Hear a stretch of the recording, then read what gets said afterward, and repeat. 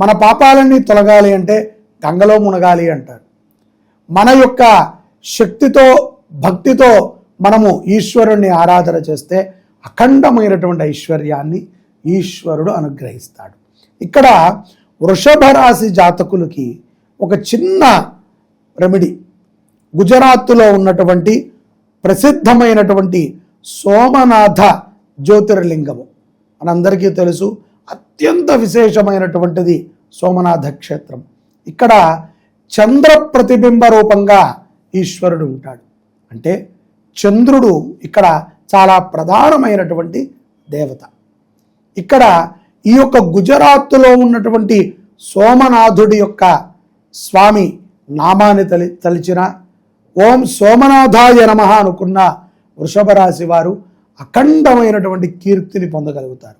చంద్రుడు మనఃకారకుడు. ₹1 ఉంటే సుఖమే ఉందండి, మనస్సు ప్రశాంతత లేదు అంటాం. అలాగే ఏముందండి, ఎంతుంటే సుఖమేంటి, మనసుకు ప్రశాంతత లేదు. అన్యోన్యతలో మనసుకి ప్రశాంతత లేదు. పిల్లలు చదువుతున్నారు కానీ బుద్ధికి అంటట్లేదు, మనసులో ఏదో క్లేశం.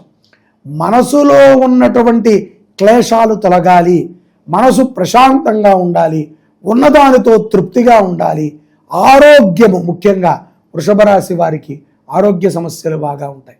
ఆరోగ్య సమస్యలు ఏమీ లేకుండా అయ్యా నిద్రలో మరణించటము సునాయాసమైనటువంటి మరణము చాలా విశేషం.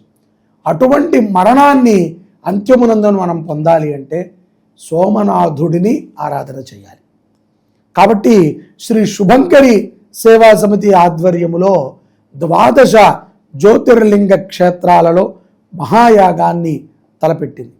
మే 20వ తారీఖు నుంచి జూన్ 3వ తారీఖు వరకు ఈ యొక్క యాగం జరుగుతూ ఉంటుంది. సోమనాథుడి దగ్గర 28/5/2026 గురువారము అధిక జ్యేష్ఠ శుద్ధ ద్వాదశి రోజున, చిత్తా నక్షత్రం రోజున ఈ యొక్క సోమనాథ్ గుజరాత్లో మహారుద్రయాగం జరుగుతుంది. అంటే పార్థివ లింగార్చన 365 మట్టి లింగాలను తయారు చేసి వాటికి అభిషేకము, రుద్రహోమము, మహామృత్యుంజయ జపాన్ని మీ గోత్రనామాలతో సేవా సమితి వేదోక్తముగా నిర్వహిస్తుంది. ఈ అవకాశం మళ్ళీ మళ్ళీ రాదు. కాబట్టి వృషభ రాశి జాతకులు ఈ యాగంలో పాల్గొని దివ్యమైనటువంటి అనుగ్రహాన్ని పొందండి. శుభమైనటువంటి మనస్సుతో ప్రశాంతంగా ఉండండి. జై శుభంకరి. ఓం నమః శివాయ.